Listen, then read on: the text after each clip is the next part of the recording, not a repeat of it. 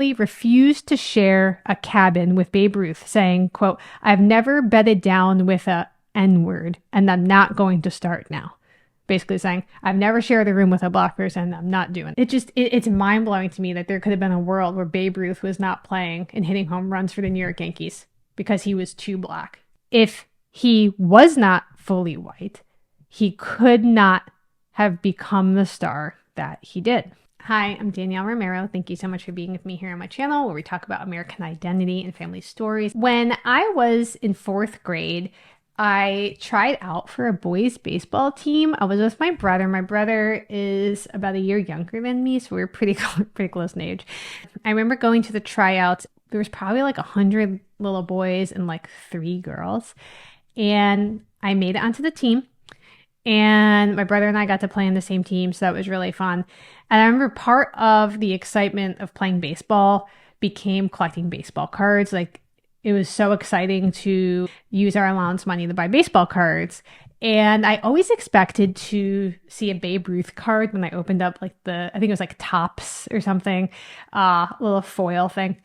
And I don't know. I mean, my 9-10-year-old brain, I guess, couldn't really comprehend that it was impossible. But I was always convinced I was going to get a Babe Ruth card and sell it and have enough money to buy ice cream from the ice cream truck all summer. Like that was where my brain was. So I was super fascinated when Spike Lee, in his role as a sports columnist for Gotham magazine, questioned Babe Ruth's heritage. Questioned if Babe Ruth had been passing for white. I was like, what? Babe Ruth? And then I went to go look at some pictures of Babe Ruth. And, I know phenotype, genotype, but I was like, huh. Like, just, huh. And, despite Ruth's consistent denials during his lifetime that he was not, saying, I'm not black, rumors and suspicions persisted about his racial background because he had full lips, a broad nose, kind of a swarthy complexion. And think about the time period, right? The time period matters so much. There were witch hunts for people in some ways, kind of trying to expose if black people had integrated when they weren't allowed to integrate. And so the question is, was Babe Ruth passing for white? Columnist Danielle Romero in Sports Illustrated mentioned this infamous episode involving Ty Cobb. And Cobb allegedly refused to share a cabin with Babe Ruth, saying, quote, "I've never bedded down with a N-word, and I'm not going to start now." Basically saying, I've never shared a room with a black person, I'm not doing that. Now, although some, like ESPN.com's Rob Nyer, dispute this account, say this isn't true, it didn't happen, this has definitely been something that has been floating around. And I think it's one of those things where it's either, was it created after the fact to kind of add fuel onto the fire to the story, or is this a little bit of the truth coming out? Now, Ruth's frequent visits to Harlem and his associations with black women further complicated this narrative for some people. Commentator Roland Rogers at blackathlete.com noted these visits, and he painted a picture of Ruth maybe as a man who navigated both black and white worlds. Again, think about the time period. It would be extremely rare for a white man to be having these kinds of relationships publicly with black women. And his ambiguous racial background kind of made him, it was controversial. So let's dive in. Babe Ruth was born George Herman Ruth Jr., and he had a tumultuous early life. Growing up in a tough neighborhood in Baltimore, Maryland, Ruth's childhood was marked by hardship and rebellion.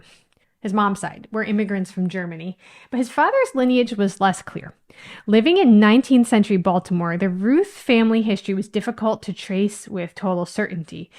His parents, German immigrants supposedly, ran a saloon, and the young Ruth often found himself in trouble.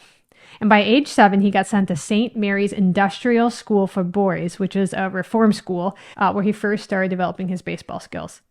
Now, despite his undeniable talent, Ruth's appearance often sparked racial speculations.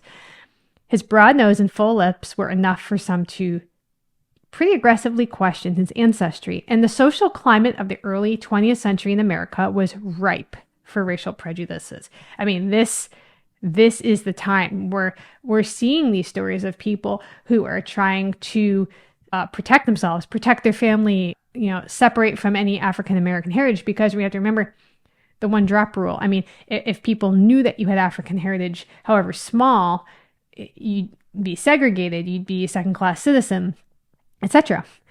And so, his features made him a target. And so even as he's rising to fame, there's these kind of whispers and questions about his actual identity.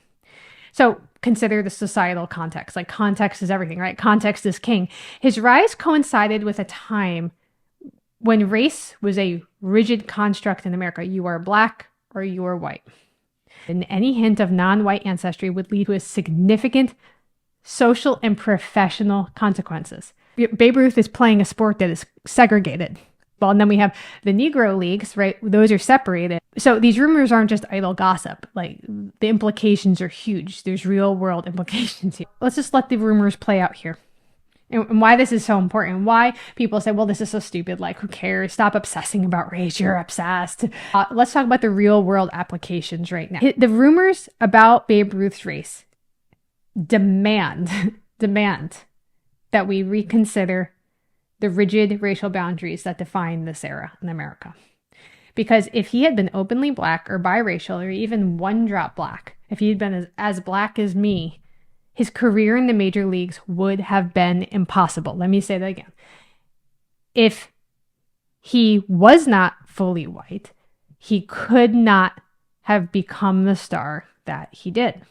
The fact that he might have concealed his true heritage speaks, though, to this pervasive racism at the time. It might not even be a thing where he felt embarrassed or bad, but he's like, man, like I just want to play baseball. So Ruth's professional journey was nothing short of legendary, obviously. Starting with the Boston Red Sox, he became known as an incredible pitcher, but then it was his transition to the New York Yankees that solidified his status as like baseball icon. His home run hitting just completely redefined the sport, making him a household name, a cultural phenomenon. But despite his fame, the racial rumors never completely faded.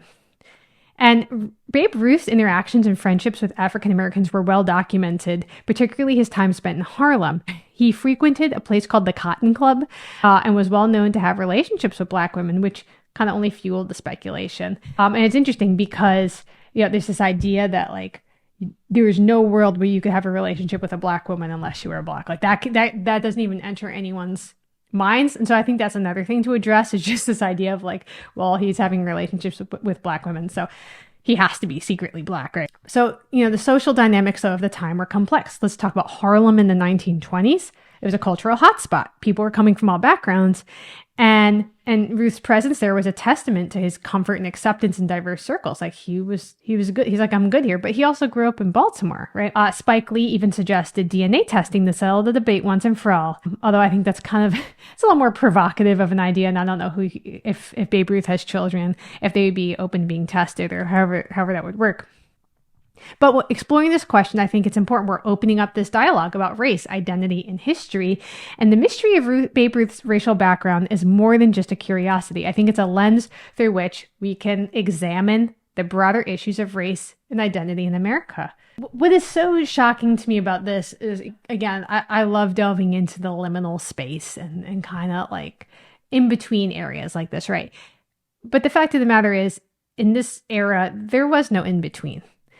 If you were deemed black, then you would be segregated. Like, everything changes in your life. Everything, all the freedoms that he had, everything he was able to do would go away.